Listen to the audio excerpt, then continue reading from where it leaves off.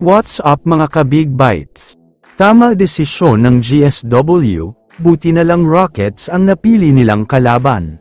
Pero bago ka sana magpatuloy sa panunood ay huwag mong kalimutang mag-subscribe sa aking YouTube channel. Nangyari na nga ang isa sa mga laban na pinakahinihintay talaga ng mga fans. Ito nga ay ang sagupaan sa pagitan ng number 2 seed Houston Rockets, kontra naman sa number 7 seed na Golden State Warriors. Home court advantage ng Rockets sa Game 1, kaya akala ng mga fans ay magiging easy win ito para sa kanila. Pero iba ang ginawa ng Warriors, dahil pinakita nila sa Rockets kung gaano kalaki ang agwat ng laro nila. Okay naman ang simula ng Rockets sa laban na ito, lumamang pa nga sila ng 8 points, unstoppable sa ilalim si Baby Joker na si Sengun, wala din masyadong puntos si Steph Curry dahil bantay sarado talaga. Pero ibang story na pagdating sa second quarter at kalahati ng third quarter, dahil dito na naramdaman ng Rockets ang hagupit ng bagyong Curry, nagpaulan kasi siya ng 3 kasama ang kanyang Robin na si Jimmy Butler. Kung hindi ako nagkakamali ay umabot pa sa 26 big points ang kalamangan nila, partida pa yan dahil nasa Rockets palagi ang offensive rebounds, pero nakabawi naman ang Warriors sa liksi at shooting nila kaya lumamang ng malaki.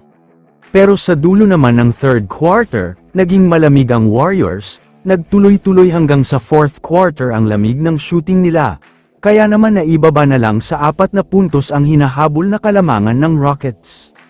Pero sobrang clutch talaga nitong si Jimmy Butler, dahil takeover mode siya sa dulo ng laban, sumabay na din dyan sina Podziemski at Steph Curry, kaya naman 1-0 na ngayon in favor of GSW, at nakaisa sila sa home court ng Rockets. Nagpapasalamat naman ang Warriors dahil Rockets ang nakalaban nila sa playoffs, hindi naman sa mahina ang tingin nila sa mga ito, pero ang kaibahan daw kasi ay masyado pang hilaw at bata ang team nila, wala pang experience talaga.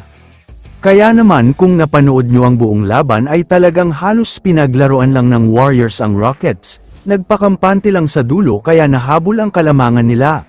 Pero kontrolado pa rin talaga ng Warriors ang laban. Kaya sobrang swerte talaga ng GSW sa match-up nila ngayong playoffs, hindi hamak na mas madali ang Rockets kumpara sa OKC, Nuggets, Lakers at iba pa, kaya mukhang dapat na nating asahan ang next round para sa kanila. Kaya naman kung kayo ang tatanungin, ano ang masasabi nyo sa Game 1 win ng Warriors? I-comment mo naman ang opinion mo tungkol sa tanong na ito. Dito na muna nagtatapos ang video na ito. Maraming salamat sa panunood mga ka-Big Bites. God bless sa inyong lahat.